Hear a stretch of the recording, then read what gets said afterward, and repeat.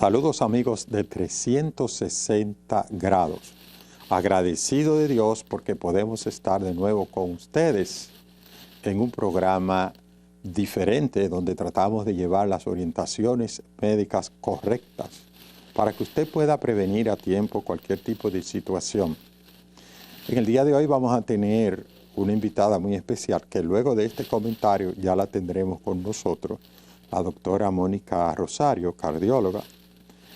Pero como de costumbre, hacemos una introducción y tratamos un tema de interés nacional. En estos días vimos en la prensa que han aparecido casos de malaria. La malaria o paludismo es una enfermedad que se transmite por la picadura de un mosquito, el mosquito Anófeles. El año pasado, dicen las estadísticas del año 2022, que tuvimos sobre 300 casos de paludismo en este país. Y aunque muchos de ellos son importados por la frontera, este último caso era de un nacional procedente de Colombia, que 2 semanas antes había llegado del país y que comenzó a hacer síntomas compatibles con la malaria. El asunto de esta enfermedad es una enfermedad que se encuentra en varios continentes, Asia, África, pero aquí en el Caribe prácticamente en la mayoría de los países. Tanto como el dengue, la malaria y la chikungunya y la fiebre amarilla son producidas por picadura de mosquito. El mosquito que pica y transmite la malaria se llama Anófeles. Y la malaria es producida por un parásito. Hay varios tipos de ellos. El falciparum, que es el que tenemos aquí en el país, es el que causa la mayoría de o el que causa todas las enfermedades, porque el que tenemos, el Plasmodium falciparum. También existe el Plasmodium ovalex, el viva y el malariae. Esta enfermedad, la mosquita hembra, porque es bueno que sepan que no pican los machos mosquitos machos no pican. Pican las mosquitas porque necesitan chupar sangre para poder reproducir sus huevos. Y de hecho viven más que los mosquitos machos. Casi siempre pican al atardecer o en la noche, al caer la tarde. ¿Y cuál es el problema de esta enfermedad? Que tiene síntomas muy parecidos a otras. Tiene síntomas muy parecidos al dengue, tiene síntomas muy parecidos a la misma chikungunya y tiene síntomas parecidos a la leptospirosis. De hecho, en un inicio se pueden confundir todas esas enfermedades. Y como vemos personas que les gusta jugar a ser médicos o porque consultan internet, pues ya entienden que pueden resolver problemas, es una mala práctica. De hecho, en el mundo, más de 6 millones de personas mueren todos los años por automedicación. De hecho, haremos un programa solo a hablar de los peligros de la automedicación en otro momento. Como les decía, la malaria o paludismo es una enfermedad transmitida por este mosquito y sobre todo este parásito que se llama Plasmodium falciparum y produce síntomas como fiebre, dolor de cabeza, dolor en el cuerpo, aunque la fiebre de la malaria se describe con escalofríos. Pero ¿qué sucede? Puede afectar en el hemograma. Nosotros vemos que nuestro sistema sanguíneo, ¿y por qué digo que se parece al dengue? Porque además de tener esas manifestaciones clínicas, también puede producir trombocitopenia, llámese plaquetas bajas. Y en algunos casos, esta enfermedad puede ser muy agresiva y atacar el hígado o atacar el cerebro, por lo que se llama también malaria cerebral. A diferencia del dengue, que es una enfermedad que se maneja con líquidos sobre todo, esto sí tiene tratamiento. Y gracias a Dios, el falciparum, el Plasmodium falciparum que tenemos en el país, puede responder a la cloroquina, entre otros. ¿Cuál es la situación y por qué es la gravedad de este parásito? Bueno, él tiene la característica de producir hemólisis. Hemólisis es destrucción del glóbulo rojo y cuando lo produce de manera masiva, efectivamente el paciente puede llevar hasta la muerte. Algunos pacientes se tornan amarillos porque producen ictericia. El glóbulo rojo tiene 2 fracciones, está compuesto del heme y de la globina y la globina posteriormente se puede producir de ella la bilirrubina, los niveles elevados de bilirrubina por la rotura de ese glóbulo rojo, por la parte de la hemoglobina que se convierte en biliverdina también. Pues lo importante es que ese paciente en un momento puede ponerse amarillo, puede tener ictericia y confundirse con otra patología, como dijimos. De todos modos, este es un llamado para que tengamos cuidado. Este es un llamado para que tengamos cuidado, que utilicemos todas las medidas de precaución. ¿Por qué? Porque estamos en épocas de lluvia. Y en épocas de lluvia los mosquitos se proliferan. Los mosquitos necesitan de agua y de calor. Y posteriormente, cuando pican a un paciente infectado, pueden transmitir la enfermedad. Así que cuidémonos porque hay dengue, como dije en semanas anteriores, y ahora están apareciendo casos de malaria. Nosotros, desde aquí, de 360 grados, exhortamos que estas medidas las tomen en cuenta para que puedan prevenir enfermedades que puedan ser en un momento catastróficas para su salud. Vamos a hacer una pausa y en breve retornamos ya con nuestra invitada, con la doctora Mónica Rosario.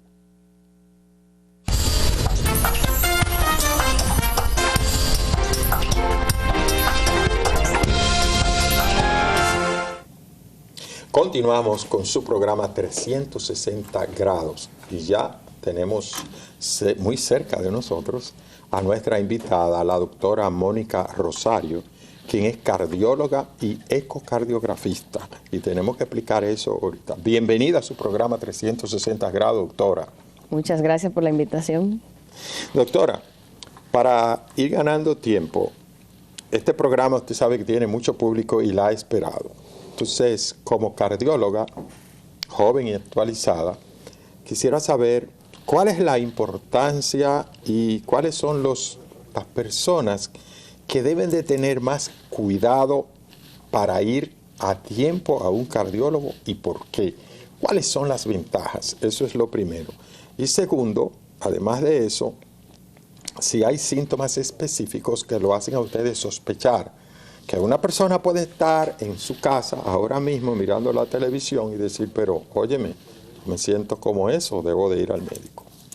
Bien, bueno, una pregunta un poco amplia, pero en primer lugar, contestando por fases, ¿qué pacientes deben ir al cardiólogo? O sea, ¿cuándo acudir al cardiólogo? Lo ideal sería que todo paciente a partir de los 18 años acuda a un primer chequeo, sobre todo porque día por día van incrementando los factores de riesgo cardiovascular. Día a día ya el que fue anteriormente un niño, un adolescente con hábitos de vida no siempre saludable, comienza a desarrollar este tipo de factores de riesgo, sobrepeso, alteraciones para el sueño, con la era digital, los niños y adolescentes que se acuestan mucho más tarde, entonces esa falta de sueño que comienza a incrementar el cortisol y hormonas que incrementan presión arterial, frecuencia cardíaca. Entonces lo ideal sería un primer chequeo, una primera evaluación, pues en la primera etapa de la adultez. Naturalmente, pacientes que tienen factores de riesgo adicionales, por ejemplo, sobrepeso, antecedentes familiares de enfermedades cardíacas como por ejemplo infarto en un familiar de primer grado, por ejemplo madre, hermanos, hijos, en una edad temprana, es un paciente que debe acudir al cardiólogo. Si mi papá presentó un infarto, sobre todo antes de los 60 años, o sea, hizo un infarto o un evento cerebrovascular a una edad temprana, yo como paciente tengo más riesgo de desarrollar una enfermedad cardiovascular y por ende debo acudir a una edad más temprana a tener estas revisiones de prevención en la cual vamos a monitorizar niveles de tensión arterial, frecuencia cardíaca, cómo está el ritmo del paciente, factores de riesgo en cuanto a la obesidad central, si hay algún dato que me oriente que el paciente puede estar haciendo resistencia a la insulina. O sea, todo este tipo de cosas nosotros como cardiólogos lo estimamos a partir de una primera visita. Doctora, acaba usted de decir de los niveles tensionales. Yo no sé, y usted me explica, cuando estudiábamos medicina, en esa época, se decía que la hipertensión arterial, un 50% de la gente no sabía que la tenía. Y que el 50% que sabía que la tenía no llevaba tratamiento. Y que el 50% que llevaba tratamiento no lo llevaba bien. Entonces los muchachos decíamos, pero esta es la enfermedad del 50-50-50. Y sabiendo que en esa época, pero usted me va a decir datos actualizados, hasta prácticamente un 30% de las personas tenían hipertensión arterial. ¿Qué hay de nuevo con eso? Bueno, ¿qué hay de nuevo? Nosotros como país hemos participado en algunos estudios para estimar la cantidad de pacientes hipertensos. Nosotros estamos sobre el 30% que se estimaba en ese momento de pacientes hipertensos y tuvimos como nación el beneficio de poder arrojar este dato a nivel mundial. Sobre el control, bueno, efectivamente, la mayoría de muchos pacientes no saben que son hipertensos porque la hipertensión es una enfermedad silente. Es decir, usted puede tener una cifra de niveles tensionales elevados en este preciso momento mientras está viendo este programa y no saberlo, porque a menos que el paciente esté presentando una complicación por elevación muy importante de niveles tensionales, puede no tener síntomas. O sea, hay pacientes que sutilmente te pueden decir, me duele la cabeza un poco cuando me sube la presión, pero muchos llegan a la consulta y cuando le dice, mire, usted está hipertenso, le dice, no doctora, yo no tengo hipertensión porque yo no siento nada. Entonces ahí comienza nuestro rol como médicos de explicarle que la presión arterial tiende a no presentar síntomas. Y este es el rol de la prevención, o sea, Hay los gente que chequeos. insiste en decir, no, que cuando a mí me sube la presión me duele la cabeza. Eso es un error. Eso es un error. Hay pacientes que pueden presentar síntomas sutiles. Pero no esperar que le duela la cabeza. Exactamente, pero no esperar a que me duela la cabeza, porque igual yo puedo tener un dolor de cabeza y no ser porque tengo la presión alta. O sea, pueden ser factores que coincidan, pero sí, yo creo que es el síntoma que más refiere el paciente hipertenso, es un poquito de dolor de cabeza, efectivamente sí, pero que usted no le duela la cabeza no significa que su presión arterial 100% esté normal. Usted puede no tener dolor de cabeza y tener la presión alta. Doctora, mire, eso es tan así que yo viví una experiencia, yo personalmente, con un grupo de médicos que fuimos a hacer unos chequeos de repentino y fuimos a un supermercado y una señora que estaba comprando normal, porque estábamos tomando presión al azar, la sentamos en una silla. Esa señora tenía la presión tan elevada que yo no permití que se moviera de ella en una ambulancia. 240/120 y ella estaba comprando. Yo digo que un ángel no mandó, porque esa señora en cualquier momento podía explotarle una arteria cerebral o hacer un infarto. Dígame usted, y ella estaba comprando normal. Ella me decía, no, porque yo tengo que pagar y me cocinar. Digo, señora, que yo no la puedo dejar ir, entiéndalo. Le tomamos la presión como 4 veces en lo que llegaba a la ambulancia. Relájese, usted está nervioso, y volvíamos 240/120. Y efectivamente la llevó a una ambulancia. O sea, que eso que usted acaba de decir es exactamente así. ¿Cuáles podrían ser el gran riesgo o complicación de que una persona esté manejando cifras súper elevadas y no se está dando cuenta? Bueno, ¿en qué podría parar ese lío? ¿En qué puede parar esta situación?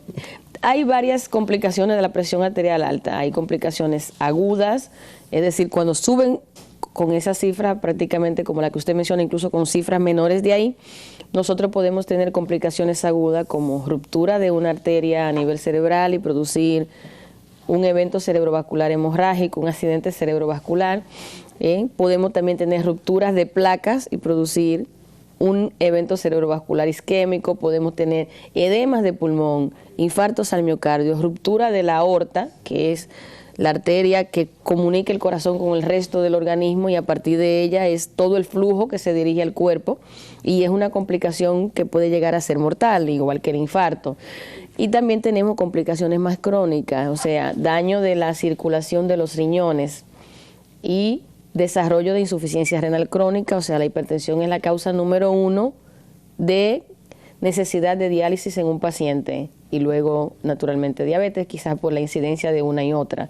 También podemos tener daños en el corazón propiamente dicho, que el corazón se pone grueso, que la capacidad de llenarse disminuye y eventualmente la capacidad de bombear la sangre del corazón también. Esas son complicaciones a largo plazo de la hipertensión, alteraciones visuales, entre otras. Doctora, además de ser médico internista, cardióloga, es ecocardiografista y también hace una cantidad de estudios diferentes. ¿Qué importancia tiene? Porque antes solo se contaba con el electrocardiograma, pero ahora yo veo que usted está en un departamento que hacen Holter, que hacen mapa, que hacen... ¿En qué consiste eso y qué beneficio le trae eso al paciente? Ir a tiempo a esa unidad diagnóstica cardiológica no invasiva. ¿De qué beneficio podría tener ese paciente? Bueno, nosotros como cardiólogos tratamos de ver al paciente de manera integral, o sea, los síntomas, los antecedentes, los factores de riesgo, y a partir de las evaluaciones surgen una serie de estudios que van de la mano con nuestro diagnóstico. Es decir, muchas veces el paciente que va a la primera consulta, fuese por estar un poquito más estresado de lo habitual o por la misma situación del día a día, puede arrojarme una cifra de niveles tensionales por encima de lo normal, y no necesariamente que este paciente sea hipertenso. O estar debutando con algo que nosotros llamamos hipertensión de bata blanca, es el paciente que le sube la presión en el consultorio y en el día a día los niveles de presión están normales. Entonces, en este momento nosotros nos auxiliamos muchísimo del monitoreo ambulatorio de presión arterial, que es lo que llamamos MAPA, es por las siglas del nombre completo, en la cual el paciente se va con un aparato que le toma la presión arterial durante todo el día con intervalos, y luego hacemos una media para saber si este paciente tiene hipertensión de bata blanca o si es un paciente hipertenso propiamente dicho, y entonces necesitamos iniciar terapia. De igual manera, nosotros vemos si estos niveles de presión han causado alteraciones en la morfología del corazón con un ecocardiograma, si el paciente está hipertrófico, si hay datos de que esta presión arterial es de mayor tiempo a la toma que estoy haciendo, porque estoy viendo el paciente probablemente por primera vez. Entonces, si un paciente está hipertrófico, si el paciente tiene datos de que esta presión es de más tiempo de lo que yo entiendo, entonces también debo ser más agresiva. Si hay daños en órganos diana, que nosotros lo medimos a través de este tipo de estudio, grosor de la íntima de la carótida, medidas a nivel de las cavidades cardíacas. Si vemos complicaciones, entendemos que esto es más largo y que hay que ser un poquito más agresivo con estos pacientes que tienen daño. Doctora, ¿usted dónde presta sus servicios, su teléfono, dónde lo consigue las personas? Sé que es del Centro Médico UCE, pero hay varios consultorios donde... ¿Cómo la persona que quiera beneficiarse de toda la capacidad que tiene la doctora Mónica Rosario puede encontrarla? Bueno, yo consulto en el Centro Médico UCE miércoles y jueves. Tenemos una extensión telefónica a partir del teléfono del centro, que es el 809-221-0171, y la extensión de nuestros consultorios es 6602. También tenemos un número para consultas, que es el 829-708-9828 para consultas directas, y a partir de ahí pueden localizarnos. ¿Y toman seguro, doctora, seguros médicos? Tomamos seguros médicos. Bueno, entonces ya ustedes ven, la doctora Mónica Rosario, todo este talento a su disposición en el Centro Médico UCE, o sea, el Centro Médico de la Universidad Central del Este, que de hecho está en la Máximo Gómez con Pedro Enrique Sureña. ¿Hay una diferencia entre la palabra Holter y mapa? Efectivamente. El Holter es un estudio para medir alteraciones del ritmo, arritmias, bloqueos de conducción, y el mapa es para medir niveles de presión arterial, saber si el paciente está haciendo algún tipo de hipertensión, si la está enmascarando, si es de bata blanca, si es hipertenso, los niveles que maneja, entre otras cosas.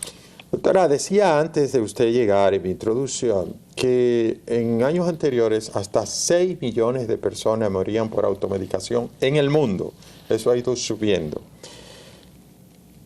Ustedes, yo sé que si hay una profesión que a veces la gente quiere automedicarse, es esa. ¿Qué importancia tiene el no automedicarse? Porque ahora con este aparatito la gente entiende que todo el mundo es médico, porque comienzan a buscar y hacen unos líos, pero dígalo usted. Bueno, en sentido general no les recomendamos a ningún paciente automedicarse, no solo desde el punto de vista cardiovascular, sino en ningún sentido de la palabra, porque no sabemos qué efectos adversos tiene ese fármaco, cómo puede interactuar, incluyendo la comida que usted está ingiriendo con la medicina que se está automedicando. Pero quizás lo que más el paciente se automedica es la famosa aspirina. En el mundo de la cardiología es el fármaco más utilizado, porque no solo lo que nosotros prescribimos, sino todo el paciente que le llega a la consulta, yo me tomo una aspirina, sin tener una indicación real.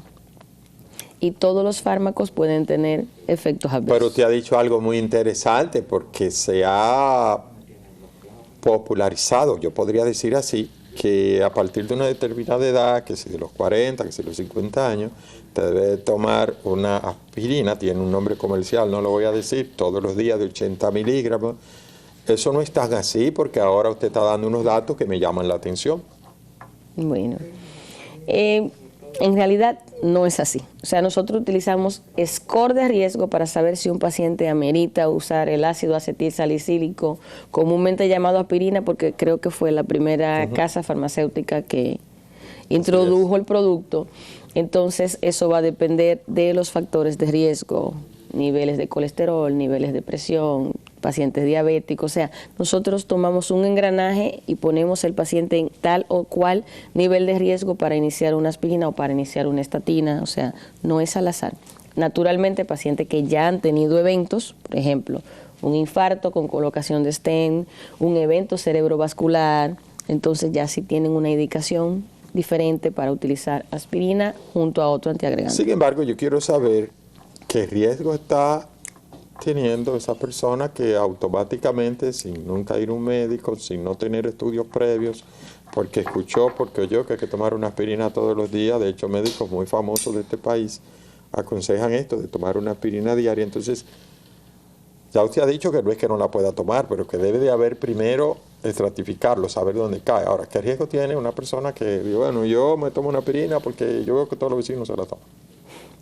Bueno, no solo la aspirina, sino cualquier medicamento que interactúe con la ciclocinasa eventualmente puede producir lesiones gástricas, y el abuso de este tipo de fármacos, sin usted saber cuál es su riesgo de sangrado y cuál es su riesgo de isquemia, entonces puede en algún momento generar lesiones en el aparato gastrointestinal. Entonces, si no lo sabemos y no tengo una indicación, entonces ¿por qué tomar un fármaco que no me es 100% necesario y que me puede generar una complicación? Siempre medimos riesgo-beneficio. Yo digo que si hay un medicamento amigo de los gastroenterólogos es la aspirina, y también otros, ¿verdad?, antiinflamatorios no esteroideos, y la aspirina, el ácido acetil salicílico, porque he visto muchas personas que llegan inclusive con sangrado y la gente va a decir, pero entonces me decían, pero bueno, tiene sangrado, tiene estrés, toma alcohol, toma aspirina, tiene estrés y va sumando, tiene la genética, y entonces el paciente llega con un sangrado gastrointestinal. Y como dice la gente ahora, un juidero, porque cuando una paciente, para hablar en un término que la gente entienda, cuando un paciente está sangrando de manera intestinal, de verdad que la gente corre. Dolor en el pecho, doctora. Causas de dolor en el pecho. Cuando una persona, ¿cuáles son las causas que con más frecuencia en una persona adulta, diríamos mayor de 40 años, puede doler el pecho? Bueno, mayor de 40 años, si le duele el pecho, vaya al cardiólogo. En primer lugar es eso. Las principales causas de dolor en el pecho son las causas cardiovasculares: infarto, angina, o sea, infarto establecido, otras entidades que producen obstrucción que no son al 100% de la arteria, hay varios tipos de infarto. O sea, si le duele el pecho, lo ideal es descartar las causas cardíacas que habitualmente son las más mortales, disección de aorta, y luego si se descarta lo cardíaco, entonces vamos a un segundo paso de las segundas entidades que más causan dolor en el pecho: situaciones gastrointestinales, el síndrome de reflujo, enfermedad péptica puede generar dolor en el pecho, y luego las causas osteomusculares, que son igual, generan dolor, pero no generan mortalidad. Entonces descartamos lo mortal y luego vamos a que si tiene una costocondritis, si durmió mal, si hay una situación en el músculo que está tenso y algo que se puede manejar con relajante, estamos todos tranquilos. Espasmo muscular, pero a veces hasta dolor de estómago está haciendo, como uno dice, un infarto de cara diafragmática, como eso ustedes dicen. El paciente tiene un dolor de estómago, pero es un infarto que está haciendo. Por lo tanto, tal como dice la doctora, tiene que ir al médico, porque el ir al médico, el ir a un lugar donde te puedan rápidamente hacer un electrocardiograma y una evaluación puede ser la diferencia. Hablábamos ahorita, La gente oye el término infarto, infarto, infarto, pero ¿cómo usted le explicaría a la gente qué es realmente un infarto? ¿Cómo se produce esta condición? Bueno, en realidad el infarto es la expresión a nivel del músculo cardíaco de cuando se tapa una arteria. Vamos a llevarlo al término llano, imaginemos una tubería que se tapó. La sangre que no puede fluir por esa tubería que se tapó en la arteria del corazón, que es el grupo más común de infarto, porque hay otros grupos que sería ya bastante engorroso y largo discutir, pero el más común y el que puede llevar al paciente rápidamente a la muerte. Este infarto se produce porque una placa de colesterol, que habitualmente es una placa blanda, se rompe, llama muchas sustancias que terminan de aglomerarse en ese punto y ocluyen completamente o casi completamente esa arteria. Al no llegar sangre, no llega oxígeno. Y en el organismo, lo que no recibe sangre y oxígeno, se muere. Excelente. Bueno, vamos a una pausa. Estamos conversando con la doctora Mónica Rosario, médico cardiólogo del Centro Médico UCE.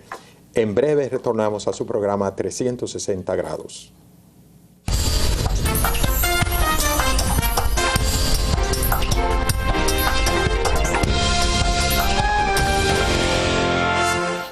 Continuamos con su programa 360 grados y estamos conversando con la doctora Mónica Rosario. Y fuera de cámara hablábamos de algunas patologías que entendemos que todavía son importantes. Y una de ellas es la fiebre reumática. Para poner el contexto, el corazón viene siendo un órgano que es como si fuera un apartamento de dos plantas. Una planta arriba, una abajo, dos arriba, y dos abajo, las aurículas y los ventrículos. Esa puertecita que se llama válvula, en este caso el lado izquierdo, válvula mitral, por donde tiene que bajar la sangre al ventrículo izquierdo para ser bombeada a todo el cuerpo, se enferma. Y la doctora me decía que hay muchos casos. Y lo que la gente nunca va a sospechar, que una simple amigdalitis o un problema de piel por un estreptococo, que es la célula, la bacteria que puede producir eso, jamás va a conectar que una amigdalitis posteriormente le puede dañar el corazón. Decía un autor, doctora, que la fiebre reumática lame las articulaciones, pero muerde el corazón. Cuénteme de eso. Bueno, y lo muerde para siempre. Por la carditis. Lamentablemente cuando lo muerde o lo besa para siempre. Es decir, estos pacientes que tuvieron fiebre reumática, el tema con nosotros, creo que como país, es que estamos esperando que el paciente tenga una fiebre reumática de libro, con todos los síntomas y signos de esta entidad que es bastante pintoresca: el dolor en las articulaciones, la carditis, o sea, la afectación de la válvula, los nodulitos, la fiebre, o sea, el familiar espera, el médico espera que el paciente tenga todo, el temblor, todo. No, pero ya está, que no se puede hacer gran cosa. Pero real y efectivamente, lo que nosotros vemos día por día como cardiólogos, como ecocardiografistas, es que los pacientes que nos llegan no tienen este historial. Sin embargo, tienen la afectación valvular, que lastimosamente muchas veces es una afectación ya severa cuando llega a las manos del cardiólogo. Porque, bueno, yo hice mi amigdalitis a repetición y en algún momento tuve mucho dolor en las articulaciones, me pusieron la inyección y jamás volví. Y vengo con 35, 40 años porque me estoy cansando, se me están hinchando las piernas, me sofoco con facilidad, viene el eco, una estenosis mitral severa. O sea, nosotros... Pero doctora, no vaya tan rápido. ¿Qué es una estenosis mitral? Porque yo lo entiendo, pero hay dos afectaciones. Está la insuficiencia valvular mitral, que viene primero, pero viene la peor, que esa que usted dice. Explíqueme cómo esa infección de garganta posteriormente comienza a afectar una válvula tan importante como es la válvula mitral. Bueno, esta infección, o sea, este germen, este estreptococo, termina generando unos depósitos a nivel de la célula del corazón que tiene, digamos, mucho amor por las válvulas, sobre todo por las válvulas del lado izquierdo del corazón. O sea, tiene preferencia por las válvulas izquierdas y, como usted decía al principio, real y efectivamente la válvula tiende a tornarse insuficiente, es decir, devuelve sangre cuando cierra esta puerta que divide el apartamento de arriba del lado izquierdo del apartamento de abajo, que se llama la válvula mitral. Y La insuficiencia leve, la carditis leve, el paciente generalmente no la percibe. Entonces el paciente ya comienza a percibir la otra, que es mucho más sintomática, cuando la puerta, en lugar de estar abierta, comienza a ponerse rígida, a ponerse dura, a llenarse de calcio, y esto que era anteriormente es así, ahora es así, y ya la sangre no puede circular de manera apropiada. Entonces, si no tengo sangre en el apartamento de arriba, no lo puedo mandar al apartamento de abajo, y desde abajo es que sale al resto del cuerpo. Entonces el paciente comienza a hacer sintomatología. Yo creo que nosotros, entre República Dominicana y nuestro vecino que compartimos la isla, Haití y África, somos los reyes de la estenosis mitral reumática. O sea, tenemos un reinado combinado de que incluso a este país viene gente a entrenarse en cirugía de válvula mitral, porque somos un país que aporta demasiada valvulopatía mitral reumática por año. Cuando su pediatra le dijo que usted tenía, si hizo una fiebre reumática primaria, porque siempre vienen por la recidiva, porque vuelve, que tenía que ponerse una inyección mensual quizás el resto de su vida, y usted dijo, pero ese hombre está loco. Realmente lo que quería era evitar que usted haga luego una insuficiencia valvular mitral, a veces una doble lesión mitral como lo hacen, y después termina en una estenosis. Esa rigidez de esa válvula, esa puertecita que une ese apartamento del segundo piso, que es la que manda la sangre, se convierte tan pequeñita que entonces ya la persona tiene serios problemas. Y también hacen, como decimos, la pancarditis. ¿Qué sucede, doctora? Usted dijo ahorita que a veces como que no se dan cuenta. ¿No será esos pacientes que hacen un solo criterio mayor y dos menores? Y cuando el criterio mayor es el artritis, entonces, bueno, eso es como ese muchacho que tiene la articulación hinchada, que es una artritis que es bueno que usted diga que es migratoria, que cuando una persona ve un dolor hoy en el codo, mañana en la muñeca o en la muñeca, pero 12 horas después en el pie, entonces tú tienes que como despertarte. Efectivamente, y entiendo que nosotros somos lamentablemente culpables. Quizá la población no está tan empapada de esto, quizá los papás no saben y entienden, ay, este niño se está haciendo, porque cómo es que hoy te duele aquí y mañana te duele allí. Si el papá no siente la fiebre, que es lo que más alerta al padre, si el niño no está hirviendo, el papá entiende que el niño no tiene nada, se está haciendo, es que está cansado, que se fue a jugar, y luego viene el no te llevé al médico, o lo llevé y no le di la importancia necesaria. Quizá, bueno, la gente que vive en la urbe, Santo Domingo, Santiago, en las zonas donde hay un nivel mayor de conocimiento, inclusive de la parte médica, porque también hay nivel de conocimiento de la parte médica. El que vive en la frontera, el que vive en un pueblo donde solamente tenemos médicos generales que quizás hace mucho no ven una fiebre reumática de libro o no ven una complicación de una fiebre reumática a largo plazo. Y pasan esta catástrofe. La semana pasada me llegó una chica con una fibrilación que no se sabía la causa y le pusieron un apixaban.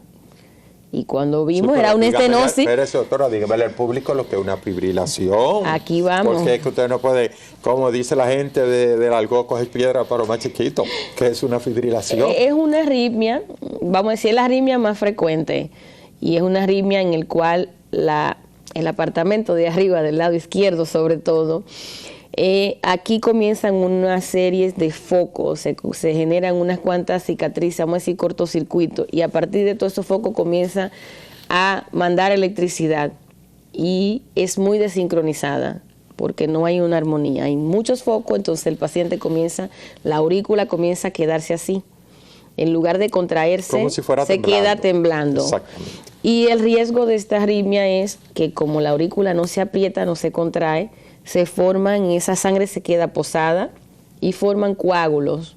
Y estos coágulos pueden complicar la cosa, porque este coágulo en algún momento puede salir por una de las arterias que van desde el corazón a la aorta y de la aorta al cerebro y producir una trombosis cerebral. O pueden irse directamente a través de la aorta a las arterias que van a llenar de sangre propiamente al corazón y producir un infarto. o se van al hígado, o se van al riñón, o se van al vaso, porque van por la circulación sistémica y a cualquier parte pueden llegar y tapar un segmento y producir un infarto de ese órgano. O sea, pueden ir a la pierna y producir un infarto, una isquemia de la pierna, que pueda comprometer que el paciente necesite hasta que le amputen la pierna porque mandó un trombo para allá o al brazo. Entonces, si lo manda a los pulmones puede morirse en minutos. Bueno, si hay, sobre todo si se forman del lado derecho, porque igual la fibrilación puede generar coágulos en los dos lados. Habitualmente es más del lado izquierdo, o sea, en la aurícula izquierda que en la derecha, pero puede formarse en el apartamento de arriba derecho el coágulo y desde ahí puede irse al pulmón y esto puede matar a la gente. Entonces, quizá, por ejemplo, el que te vio y te puso una medicina que no te corresponde porque no está tan empapado, porque no ven estos casos diariamente. O sea, la educación debe ir al paciente, al familiar y al médico que está hace muchos años que no ha revisado una entidad. A saber, hay un gran tubo que se llama vena cava que desagua en la aurícula derecha, o sea, en el apartamento derecho de arriba. Baja al ventrículo derecho. ¿Y qué pasa? Ese ventrículo tiene que mandar esa sangre a oxigenarse a través de la arteria pulmonar. Y dice la doctora que en vez de mandar esa sangre, imagínense que manda un coágulo grande. Ese paciente comienza a sudar, a sentirse esto y puede pasar. Y todo eso lo podemos evitar yendo al corazón. Doctora, usted decía que a veces se escuchan desde temprana edad, le han dicho que tiene soplo, el niño, la gente como que, un soplito, se descuida, no vuelve más, el niño está creciendo, no hay ningún problema, y que usted dice, pero luego veo las complicaciones de este paciente que se suponía debía seguir un chequeo regular. ¿Qué usted me puede decir, abundar en eso? Bueno, creo que son de las cosas que más me entristecen es cuando un paciente no se trató en el momento que se debía tratar y ya cuando llega donde ti como cardiólogo, aunque tú quieras, no puedes. O sea, vas a tener que hacer lo que nosotros llamamos paliación. Paliación es dar medicina para que el paciente se sienta mejor, pero no vamos a poder tratar lo que tiene el paciente de base para que el paciente deje de sentir definitivamente los síntomas o el malestar o disminuya la posibilidad de que el paciente haga una complicación o algo que pueda matar al paciente, diciéndolo en términos llanos. O sea, a veces el mismo paciente que ha tenido una entidad reumática hizo el soplito porque hizo la pequeña insuficiencia y jamás le dieron seguimiento y luego llega muy complicado con el corazón grande, la aurícula grande, porque la cosa se salió de control. Quizá ese es el que mejor escenario todavía tiene a pesar de que llegue complicado porque aún le podemos operar. Pero el que nació con un huequito y a alguien se le ocurrió decir que el huequito se iba a cerrar solo y la mamá jamás lo llevó al doctor y ya cuando llega tiene las presiones del lado del pulmón demasiado altas que no podemos operar al paciente, que no podemos cerrar el agujero, entonces estamos condenando a este paciente. Así es. La comunicación interventricular, como diría la doctora, ese huequito que está entre la pared, acuérdense que estamos hablando hace rato de un apartamento, dos arriba y dos abajo. Esa pared que divide el apartamento izquierdo del derecho, que se llama tabique interventricular, puede traer un huequito. Nosotros llamamos una comunicación interventricular. Y a veces entonces pasa sangre del lado izquierdo hacia el lado derecho o de otra manera. Hay muchísimas patologías que un día podríamos hacer ese programa, cardiopatías congénitas, muchísimas, que algunas sí se maneja el cardiólogo pediatra temprano, pero a veces a la gente también se le desaparece el cardiólogo pediatra. Y no se pierde porque dice, el niño está sano. Exactamente. Ay, yo lo veo normal, o sea, él tiene un soplo, pero está normal. Ese niño, a los 40 la historia es diferente. Exactamente, ese niño, a veces yo le mandaba, bueno, si tenía una comunicación interventricular, bueno, el Fallot no, porque la tetología de Fallot es muy llamativo en la mayoría de los casos y la gente coge miedo, muchos lo operan. Pero la verdad es que ese paciente que usted dice que termina a veces con hipertensión pulmonar es muy lamentable porque además de todo esto, su calidad de vida se afecta realmente. Sustancialmente. Se afecta su calidad de vida.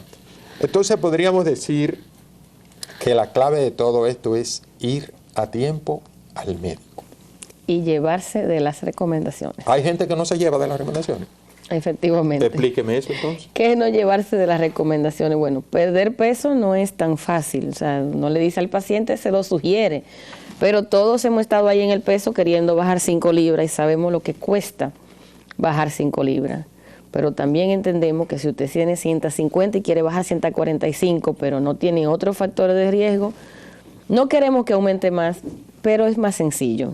Ahora, si usted tiene 300 libras y ya está haciendo resistencia a la insulina, a los carbohidratos, eso está a ley de un paso de ser diabético. Y hay puntos de no retorno. Entonces, que uno mande a la gente a hacer un poquito de actividad física varias veces a la semana.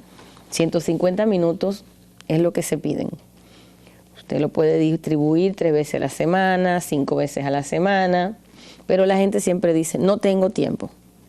Y se sienta en las redes sociales y dura 1 hora y media revisando las redes sociales. Pero no tiene tiempo para caminar 30 minutos para ir a un gimnasio. Efectivamente. 30 minutos. Yo me levanto muy temprano y a esa hora no puedo. Pero cuando llego, no puedo hacerlo ni en casa. ¿Y qué usted hace? Vea la novela, arreglo la casa, reviso con el niño, voy donde el vecino. Entonces, en todo eso, la persona puede sacar esos 25 o 30 minutos para hacer algo de actividad que su cuerpo se lo va a agradecer. Excelente. Doctora, y con respecto al abandono del tratamiento, hay quejas también de gente que después que se siente mejor abandona el tratamiento. Efectivamente, día por día. O lo hacen a media. Ya me sané. Yo era hipertenso y como ahora la presión está normal, ya lo dejé. Bueno, doctora, un último ya para... El tiempo es enemigo de uno aquí en la televisión. Un mensaje final, porque la gente que manda aquí detrás de cámara nos está haciendo señas. Un mensaje final a ese público que sé que ha quedado bastante edificado en el día de hoy. Bueno, un mensaje final, cuando el COVID decíamos, quédate en casa, pero si sientes un síntoma, dolor de pecho, falta de aire, se te están hinchando las piernas, o no puedes hacer tu vida como habitualmente la haces, no te quedes en casa. Ve al doctor. Bien, doctora Mónica Rosario, cardiólogo, Centro Médico UCE. Doctora, ha sido de verdad un placer para 360 grados tenerla con nosotros. Amigos televidentes, será hasta un próximo programa.